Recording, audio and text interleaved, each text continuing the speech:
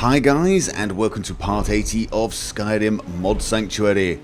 Now if you are wondering why my character seems to be a small Dwemer construct, that is because the first mod I'm going to show you is called Spybot. This is my Spybot, running off doing a quick reconnaissance of Whiterun, spying for my character. This is such a cool mod. Right, this mod is an alpha mod, which means the functionality is not finished, and it is by a new mod author. He says it's his first day making mods, and he's released this as an alpha release, the Spybot, and I love it. This is one of the reasons I love the modding community, actually. Very inventive little creations, but I actually think this could be a really useful mod. It is essentially a summoned creature. I summoned the creature, I then activate it, or creature, the Spybot, and then it can run around and look at what is going on around the area. Now at the moment you use a conjuration spell to summon the Spybot. I actually think I'd like to see a way of crafting them. And then you sort of have it in your backpack and you drop it and then you activate it. I don't think this should be a magical spell, actually. But what you do is once you've got your Spybot, he registers as a horse, and you have to ride him. I'm hoping the mod author can tweak this a little bit so that you don't get this. Your character is now riding an invisible horse, and then you just ignore him. I'm hoping he finds a way of getting it so that you can take control of the Spybot, as I now have, without your character being left behind looking kind of goofy. Like I said, it's an alpha. It is an alpha. The guy says he's been modding for one day and he's got this far. I'm enjoying this. But there you go. So I've got my little Spybot. To get back, I just press the activate key again. Ooh, excuse me, I'm trapped. Okay, I got myself trapped. Oh, there we go. I'm out. You just press and hold the activate key and you see myself dismount and I go back. Once back in your own self, the Spybot will make his way back to you. Little faithful thing there. One of the nice things I did notice was the night vision from Predator Vision continues to work. However, the Spybot's not the stealthiest thing ever.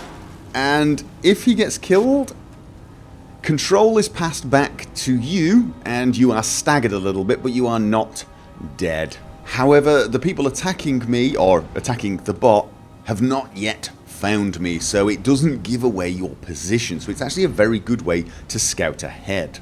Now, there is currently one other small weakness with the Spybot. I'm going to press the activate key again, which is supposed to return me to the controller, to my character, and nothing is happening. I have to get into visual range, it seems. There you go.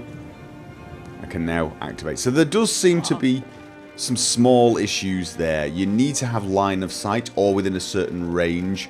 And obviously that visual glitch is not perfect. So there are a couple of minor issues, but honestly, this is a really solid concept. And it's already useful even in its alpha state. You can scout ahead, you can get the lay of the land and see where your enemies are, and even if they detect the Spybot, they don't detect your character, which makes it useful immediately. I could imagine a few enhancements that are made to it. Perhaps you get more skilled at creating these bots, or more powerful spells so you get more powerful versions. I would like to see the addition of some type of stealth option, maybe a stealth field. Why not an invisibility spell that lasts for a certain period of time, and the bot is truly stealthy? Or, and how about this for a great idea, a tiny crossbow with poison crossbow darts or something like that on the top, and you only get one shot, or maybe 2 or 3 shots or something like that, and you can sort of neutralize 1 or 2 enemies. That'd be very cool. I mean, the possibilities with this are endless. You could have so many Inspector Gadget moments. It's it's just brilliant. I really do like this, and I hope I hope the mod author continues to make mods and make some improvements to this. Brilliant idea. Now the next mod I'm going to show you is one that's been out for quite some time actually, and I never tried it because I didn't think it was going to be for me. However, I've changed my mind. It's a mod that changes the map. Now, I've always quite liked the map of Skyrim. I thought it was a very cool idea. I'm using the high quality texture mod for this, and I've selected the option that removes a lot of the clouds to make it a little clearer, but I've always thought the map was kind of cool. It's this real-time miniature version of the actual world. However, when you look at it, it really isn't a map, is it? I mean, it is not a map. Whereas this, on the other hand, very much is a map. Now this is Warburgs' map, and it's the version 1, texture 1, and as you can see, you immediately know you're looking at a map. This is not the real world, it is a map. But more importantly, you actually see far more of Skyrim at a glance. You can actually see the entire country, which is actually very useful. And this is texture 2 of the same mod, and as you can see, it's a little bit more vibrant, but again, it still looks and feels like a map.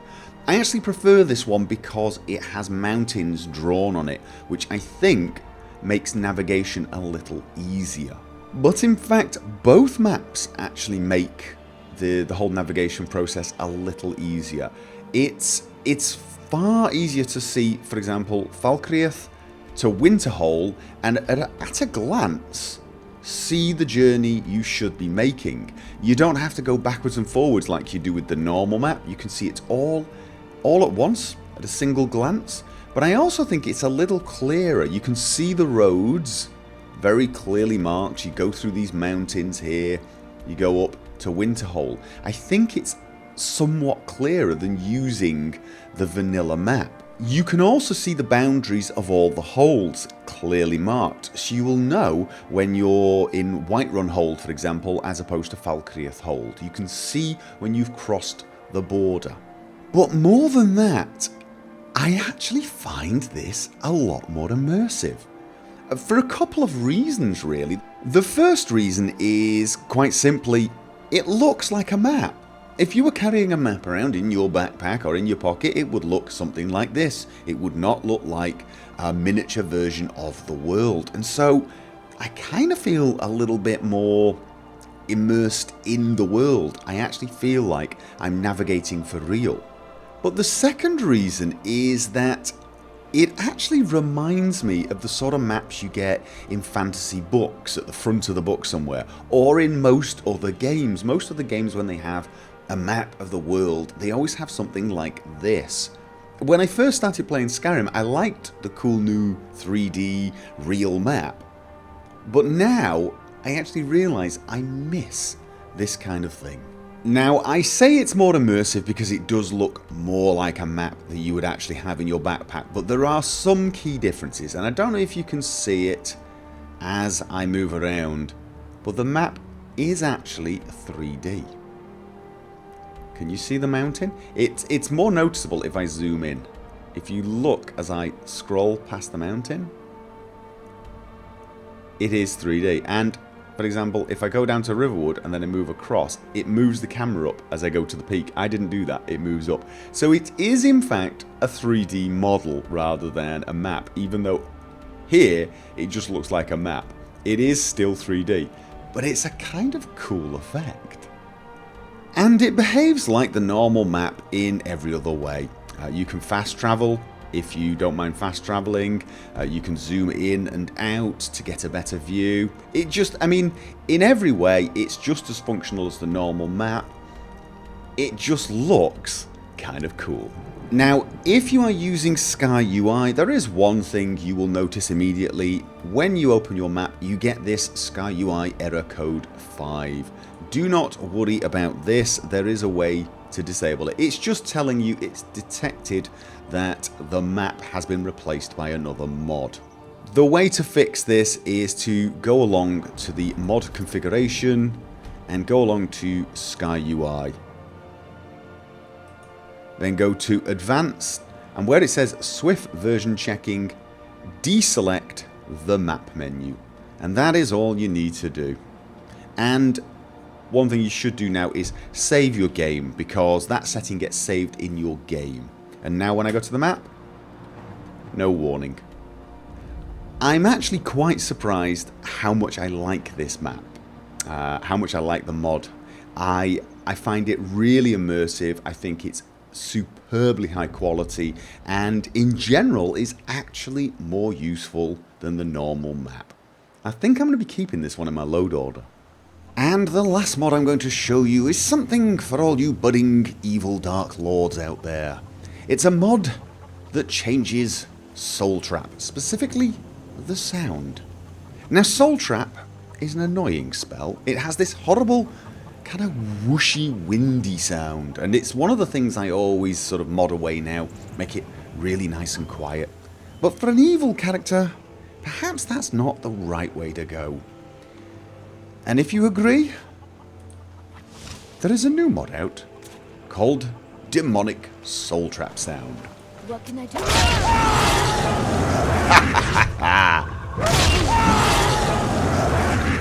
That is much more like it. The only downside is you get the same kind of scream even when you're killing chickens.